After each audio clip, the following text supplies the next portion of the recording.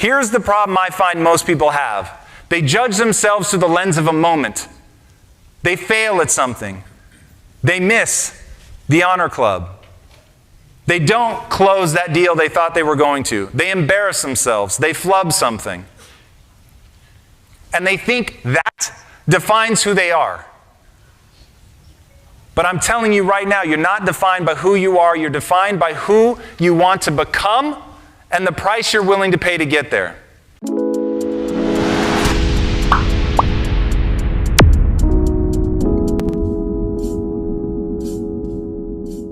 Once you understand, the whole reason to acquire a skill is that it gives you power. Now I'm going to define power. Power to me is the ability to close your eyes and imagine a world, the world the way you wish it was, and then open your eyes and make that world come true. That's power. And the thing that stands between you, where you are today, and your goals, where you want to get, is a gap in skill set. It is a gap in abilities. And once you're willing to look nakedly at your inadequacies, to literally build your self-esteem, your entire sense of self-worth and value is built around one thing. Whenever you face an obstacle, whenever you face a difficulty, whenever you fail, you have one thing that you say to yourself. On a long enough timeline, I can learn this. When you switch your life around to that, whatever your goal is here, whatever part of the honors club or the leading edge you're at, or if you want to go beyond that, whatever that is, wherever you want to go, plant that flag, identify the skills that you would need to get there, and then set about every day getting those skills. Here's the problem I find most people have. They judge themselves through the lens of a moment. They fail at something. They miss the honor club. They don't close that deal they thought they were going to. They embarrass themselves. They flub something. And they think that defines who they are. But I'm telling you right now, you're not defined by who you are. You're defined by who you want to become and the price you're willing to pay to get there. And if you're prepared to become the best, you can become unstoppable. You can build something other people think is impossible. You can build something out from under a mountain of doubt. There's a price to pay for change. And I've had a lot of you come up to me and ask questions, and there's a look in people's eye. And I will tell you, one of the questions that hides behind what people are actually saying is, Tom, am I going to make it? Do I have what it takes? When you look into my future, can you see me making it? And I'm going to cut to the chase for all of you, and you're going to mistake what I'm about to say for good news. And then I'm going to tell you why it's actually the worst thing I could tell you. You all meet minimum requirements. You all meet minimum requirements. So whatever it is you want to do, I'm not going to say that it's going to be easy for you because you're ultra smart or something. You probably aren't. But everyone that I've encountered here, literally, without exception, every single person that has come up to me and said something, you meet minimum requirements. Even you awkward motherfuckers that have a hard time like making eye contact. Even you guys, I'm telling you right now, you've got some shit you're gonna have to deal with, but you meet minimum requirements. Now, minimum requirements for what? For whatever you want.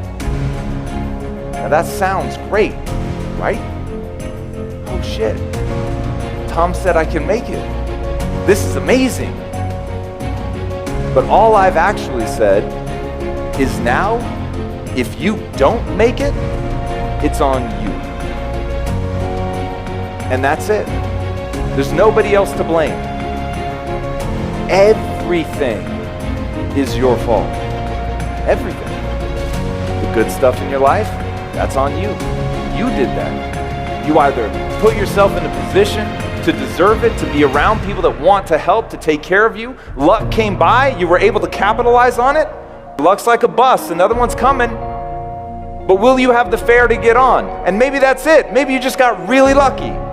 But you had the fare to get on the bus, and that's on you. So you should be very proud of the things that you have in your life. But all the things in your life that aren't to your satisfaction, those are all your fault. Now I'm going to tell you a story, and this story pisses people off. And it goes like this. My wife, who happens to be British, big it up for England, let's say that she is with her mom, and she's in the bedroom that she grew up in. She's all safe and sound, door's locked, the alarm is on, her mom's in the next room making sure that she's safe.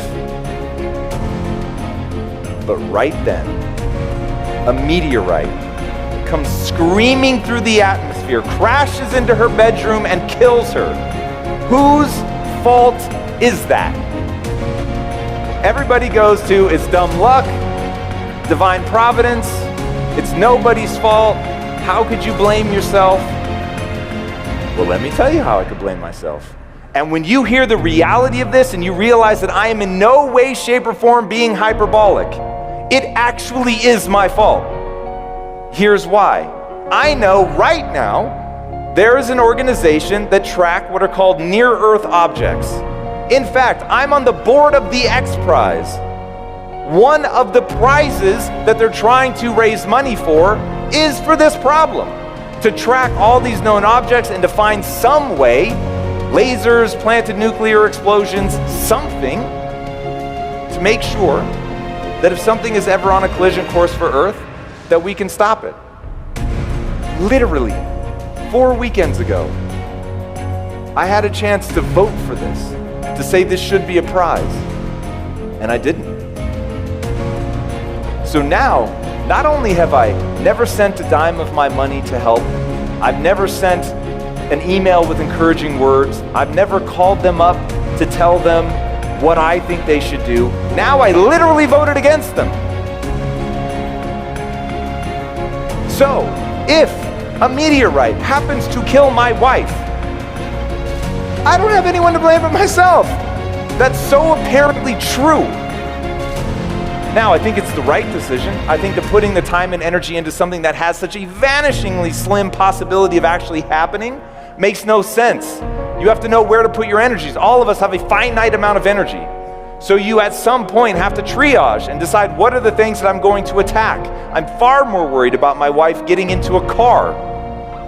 The likelihood of her dying is almost certainly going to be, at this point, something to do with heart disease or something to do with an aneurysm, things like that.